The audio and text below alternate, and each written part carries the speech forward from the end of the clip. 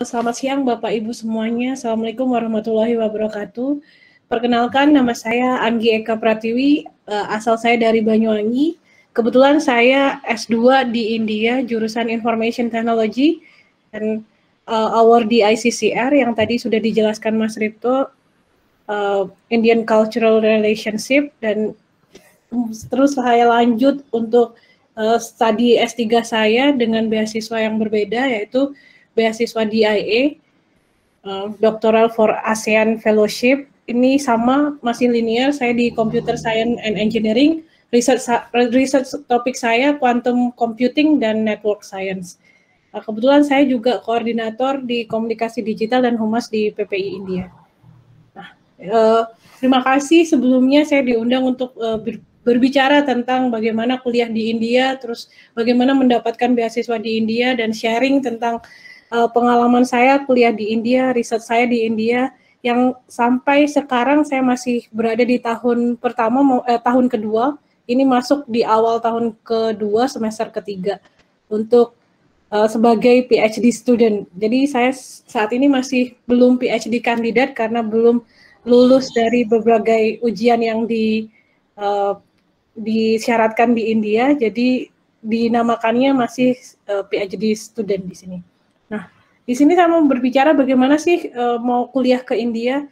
Jadi kuliah di India, Bapak Ibu, di sini ada 3 jalur menurut saya. Jadi yang pertama ada jalur beasiswa, yang kedua jalur mandiri, sama yang ketiga itu jalur 50-50.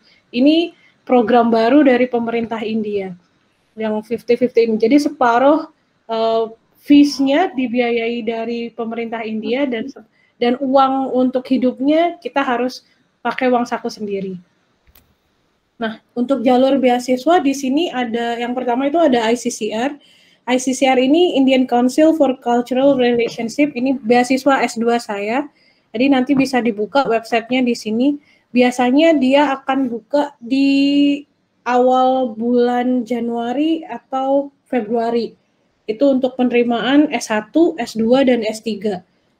Nah, di sini dapatnya apa aja? Ini full scholarship, jadi dia nanti dapat uang saku juga, fee-nya juga dibiayai, yang nggak dibiayai hanya tiket pulang pergi dari menuju ke India sama pulang dari India ke Indonesia, itu juga tidak dibiayai. Tapi untuk selebihnya semuanya dapat di beasiswa ICCR ini.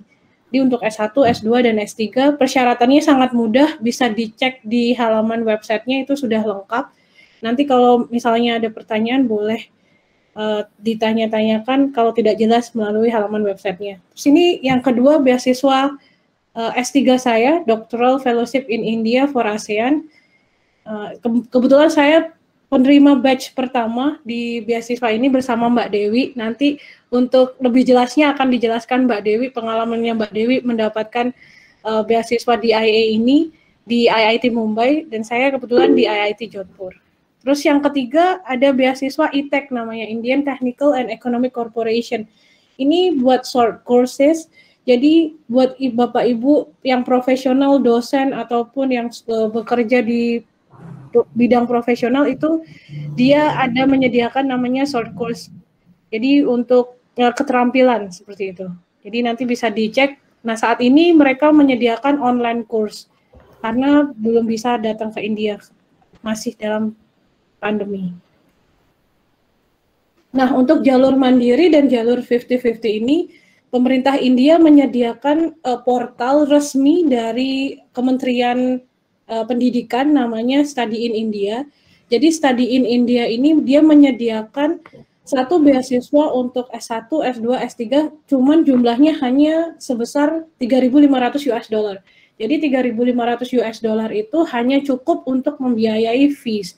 Dan selain itu, untuk yang tidak keterima dari tidak mendapatkan 3.500 US dollar itu, nanti bisa diarahkan dengan jalur mandiri. Sepertinya seperti itu. Jadi lewat ini modelnya kayak education consultant tapi resmi dari pemerintah India. Jadi dia lingkupnya lebih luas. Kalau tadi saya bicara tentang ICCR dan DIA, kalau DIA itu hanya IIT, Indian Institute of Technology. Kalau ICCR itu kebanyakan national university sama state level university dari pemerintah India. Terus kalau yang SII ini private sama government. Jadi dia ada government yang mau mungkin Bapak Ibu mau belajar di India atau teman-teman semuanya juga mau belajar S1, S2, S3, dia menyediakan di sini, bisa dilihat. Jadi nggak perlu langsung daftar secara langsung datang ke portalnya ke universitas tujuan, tapi kalau lewat jalur ini nanti ada yang namanya fee waiver. Fee waiver itu dia memberikan potongan untuk fees-nya. Jadi seperti itu untuk yang di jalur mandiri dan 50-50. Ini kebetulan semua universitas di India menerima jalur mandiri di sini, di study in India. Itu sih untuk yang cara kuliah ke India. Terus seperti apa sih kuliah di India? Ini saya mengutip dari senior dan teman-teman yang ada di India. Jika kamu dapat bertahan hidup dan berjuang di India, maka kamu akan dengan mudah hidup di belahan dunia manapun. Nah, ini dari teman-teman yang ada di PP India. Ini sepertinya benar. Pertama kali saya datang ke India, saya tidak tahu bahkan akan seperti apa kuliah di India. Bahkan saya belum nggak browsing. Padahal tujuan saya nggak kuliah di India. Tapi kenapa saya mau kuliah di India? Pada saat itu rektor universitas saya S1, beliau mengatakan kalau mau jadi real engineer kamu harus datang dan mencoba kuliah di India. Nah, saya merasa tertantang untuk kuliah di India karena saya juga IT, mahasiswa computer engineer, jadi saya mau melihat seperti apa sih keadaan di India, kenapa semua programmer yang bagus berasal dari India. Bahkan waktu saya daftar kerja di Indonesia, itu head of programmernya itu bahkan dari India, dan dari situlah saya mempunyai kemauan yang besar untuk melanjutkan kuliah di India.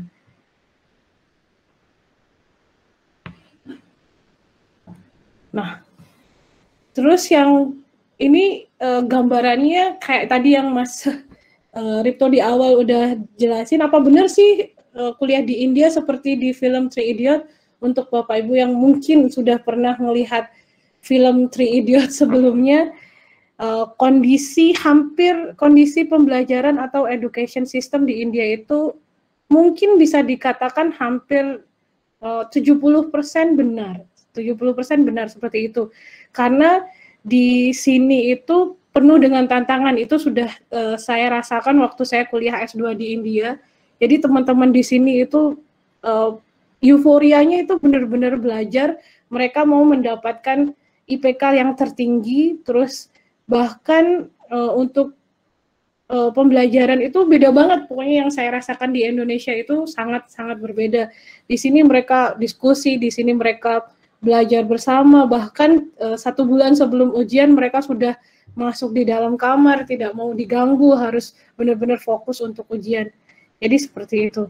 Jadi kalau Bapak Ibu mungkin melihat kalau ada salah satu dari 3 orang ini yang hampir bunuh diri karena betapa besarnya tekanan kuliah di India, ya hampir mirip, cuman di sini sudah teratasi karena banyak sekali fasilitas dari kampus yang menyediakan kayak konsultasi gratis. Bahkan di kampus saya setiap minggu itu ada kayak PMR, kayak relaxation muscle, terus dia mental health, terus itu juga mereka juga didatangin satu persatu kalau misalnya ada masalah tentang perkuliahan ataupun di masalah keluarga, sepertinya seperti itu.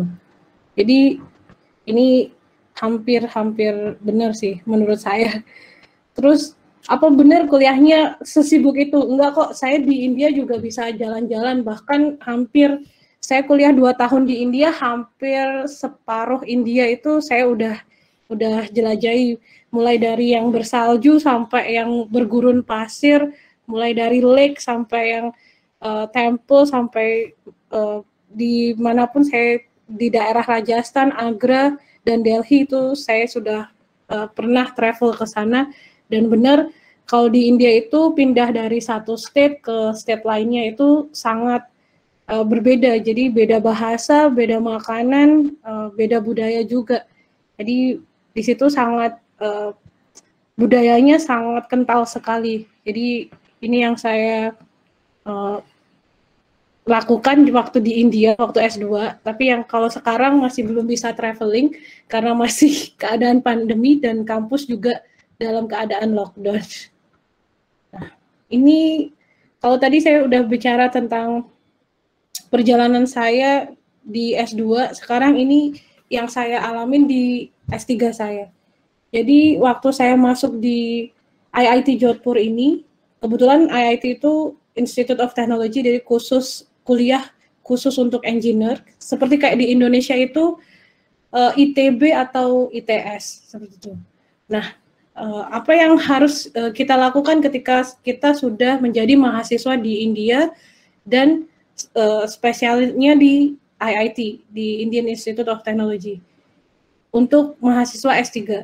Nah, pertama di sini saya masih dalam menyelesaikan coursework. Jadi di India itu nggak tahu ya di Indonesia S3-nya sama atau enggak, atau di luar negeri lainnya atau kampus di Eropa atau di Australia sama atau enggak. Teman saya bilang kalau di Jepang mereka langsung riset, tapi kalau di India itu enggak. Di India kita harus menyelesaikan coursework. Kalau di kampus saya itu harus menyelesaikan 12 kredit. Sekitar kalau mau ambil satu mata kuliah itu yang kreditnya 3, berarti kita harus selesai sekitar 4 mata kuliah. Dan ada 4 mata kuliah lagi non-credit course yang harus diambil. Jadi kayak bahasa Inggris, technical communication, terus professional ethic, etika profesi kalau di Indonesia, terus sama paten. Nah, itu dia masuknya ke mata kuliah non-credit course. Jadi itu harus wajib diambil dan marking sistemnya hanya lulus atau nggak lulus, seperti itu. Cuman untuk yang course work itu kalau di kampus saya dibebaskan, kamu bisa memilih dari departemen manapun, karena di tempat saya itu ada sekitar 8 sampai 10 departemen yang berbeda. Jadi saya bisa ngambil dari departemen manapun. Karena saya risetnya tentang quantum computing, jadi mau nggak mau saya harus mengambil quantum computing dari physics department, sama linear algebra ngulangin lagi dari mathematics department, sama dari ini departemen saya sendiri itu saya ambil mata kuliah social network analysis. Dan satu mata kuliah saya ngambil dari humanity studies tentang data structure and representation. Nah, itu 4 mata kuliah yang saya ambil sebagai core riset mata kuliah saya. Jadi saat ini saya masih ada kekurangan beberapa mata kuliah dan masih ada non-graded course yang masih belum lulus. Itu gambarannya coursework di S3 saya. Jadi setelah coursework-nya selesai dan satisfied nilainya, ada minimum nilai, capaian nilai yang harus, IPK lah kalau di Indonesia namanya. Jadi minimum IPK-nya kalau di kampus saya itu 7,5. 7,5 sekitar mungkin 3,7 kali di Indonesia. Jadi 3,7 enggak sih. Di bawahnya 3,5, 3,4 mungkin. Nah, itu sih kalau di India. Jadi kalau sudah lulus itu baru kita lanjut ke comprehensive exam.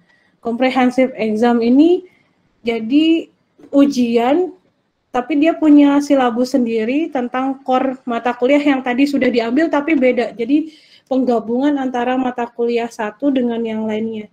Jadi dia benar-benar diujikan mulai dari basic course sampai yang expert, sampai mata kuliah yang benar-benar udah di atas. Maksud saya yang udah benar-benar core-nya lah di bidang risetnya. Jadi seperti itu. Jadi mereka comprehensive exam-nya tergantung dari pembuat soalnya. Bisa jadi lisan, bisa jadi tulisan. Kebetulan saya sudah mengalami comprehensive exam 1 kali di kampus saya. Itu 4 jam ujian, 4 jam. Itu ujian tulis. dan mereka memberikan 4 paper yang harus dibaca dan silabus yang harus dibaca, dan ujiannya menurut saya susah-susah gampang karena itu kalau di informatika benar-benar harus pakai logika dan harus tepat penggunaan algoritma yang dipaparkan untuk di comprehensive exam itu. Terus yang ketiga setelah comprehensive exam lulus itu ada 3 mata kuliah di kompre. Jadi kalau itu semua lulus, dan bisa lanjut ke state of the art. State of the art itu sama seperti kayak proposal research yang dipresentasikan ke publik, ke semua mahasiswa yang ada di kampus, sama ada yang namanya DRC. Kalau di India itu dia punya satu DRC itu kayak tim penguji. Jadi ada tim penguji. Kebetulan tim penguji saya ada 3 orang. Jadi dia examiner namanya kalau di India. Itu nanti yang akan menguji kelayakan proposal yang disampaikan oleh kita. Itu di state of the art.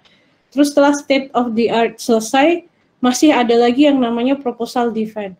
Jadi proposal defense itu hanya tertutup hanya oleh supervisor sama DRC tadi kalau di India. Itu yang saya peroleh informasinya dari teman-teman saya yang ada di sini. Terus kemudian yang terakhir dissertation defense. Nah, itu sepertinya kalau semuanya sudah lengkap baru di-defend-kan apa hasil riset dari kita. Itu sih untuk. Terus satu lagi untuk memilih dan riset topik yang di India, di sini hampir sama kayak di kampus-kampus lainnya, boleh dari langsung ngecek apakah dosen yang ada di kampus saya itu sesuai risetnya atau tidak, atau bisa ngikut penelitiannya dari profesor itu sendiri. Kebetulan saya pindah topik, pindah area riset karena S2 saya di AI dan sekarang saya pindah ke quantum computing karena saya mendapatkan tawaran dari supervisor saya untuk membantu beliau menyelesaikan risetnya di bidang quantum computing dan social network. Itu sih pengalaman riset dan perkuliahan saya di India. Terus apa sih keuntungan kuliah di India ini menurut saya? Karena di India itu menggunakan medium English, jadi bahasa Inggrisnya nggak yang terlalu susah dari negara asal bahasa Inggris itu sendiri, jadi masih bisa dimengerti, dan keunggulannya juga kita harus menulis secara Inggris juga, nggak seperti mungkin di Indonesia sudah mulai menggunakan bahasa Inggris, tapi di India fully udah pakai bahasa Inggris dan buku-bukunya juga semuanya sudah tersedia. Terus dosennya sangat friendly sekali, profesor, supervisor di sini sangat friendly. Modelnya mereka bisa diajak komunikasi setiap saat kalau ada waktu. Jadi kita tinggal datang ke kabinnya dan langsung diskusi dengan beliau, itu seperti itu. Bahkan kalau di tempat saya, kalau saya sendiri itu punya yang namanya research lab, bahkan beliau datang untuk menanyakan seberapa jauh sekarang risetnya. Bahkan kita punya yang namanya weekly meeting sama individual meeting. Kalau weekly meeting itu dia langsung datang ke lab dan kita presentasi satu persatu untuk mempresentasikan hasil riset yang sudah kita capai. Terus yang ketiga, buku terbitan luar sangat terjangkau. Di sini biasanya yang waktu itu saya kuliah di Indonesia, buku-buku teknik sangat mahal sekali, apalagi terbitan Pearson, terus MIT Press itu juta-jutaan harganya. Tapi kalau di India kita bisa mendapatkan buku itu harganya ratusan ribu, nggak sampai jutaan. Jadi mungkin buku-buku saya yang di sini saya selalu beli bukunya daripada download e-booknya. Karena di India sendiri buku-buku terbitan luar negeri itu juga sudah sangat murah sekali. Terus yang nomor 5, fasilitas di kampus sangat lengkap. Jadi yang saya rasakan di kampus IIT ini, itu hostelnya sangat enak sekali. Terus juga di sini disediakan hostel untuk yang bachelor dan yang sudah berkeluarga. Bahkan yang hostel untuk yang berkeluarga, mereka punya modelnya seperti kayak apartemen 2 BHK. Jadi 2 kamar, ada dapur, ada ruang tamu, dan ada toilet di dalam kamarnya. Dan itu menurut saya itu sungguh sangat bagus sekali. Bahkan lingkungannya, mereka juga lingkungan mahasiswa semua di dalam kampus. Jadi kita nggak perlu keluar untuk nyari hostel atau rumah. Cuman ya itu lingkungannya cuman terbatas. Jadi kalau yang mau dapetin apa-apa ya kita harus pergi ke kota. Terus laboratorium itu juga di sini laboratoriumnya dispesifikan karena saya jurusan teknik informatika, itu hampir semua lab itu ada dan disponsori dari perusahaan-perusahaan besar seperti IBM, Samsung, Microsoft. Itu di kampus saya ada beberapa lab yang disponsori dari perusahaan-perusahaan tersebut. Bahkan kampus saya salah satu penerima superkomputer pertama di India. Jadi ada superkomputer dari Nvidia yang bisa digunakan untuk riset teman-teman yang ada di India sini. Terus juga yang tadi yang saya sebutkan di awal, kalau mau kuliah di India menggunakan biaya sendiri, sebenarnya kuliah di India sangat murah dan sangat terjangkau harganya. Jadi 1 semester di sini untuk orang asing itu sekitar $1.000 atau sekitar 10 jutaan ya, atau berapa tuh, $1.000. Pokoknya intinya $1.000 untuk PhD dan master degree itu jauh lebih mahal di sini. Kemarin kalau di kampus saya sekitar $1.700. Itu sudah lengkap dengan biaya hostelnya. Jadi fasilitas hostelnya udah dapat kamar, internet, dan makan dan laundry. Makan 3 kali sehari dan 1 kali snack. Itu aja sih yang bisa saya share dari pengalaman saya kuliah di India, dan sampai saat ini saya masih menjalankan studi di India. Terima kasih Bapak Ibu sudah mendengarkan presentasi saya. Dan ini salam terakhir dari saya. Jika ingin merasakan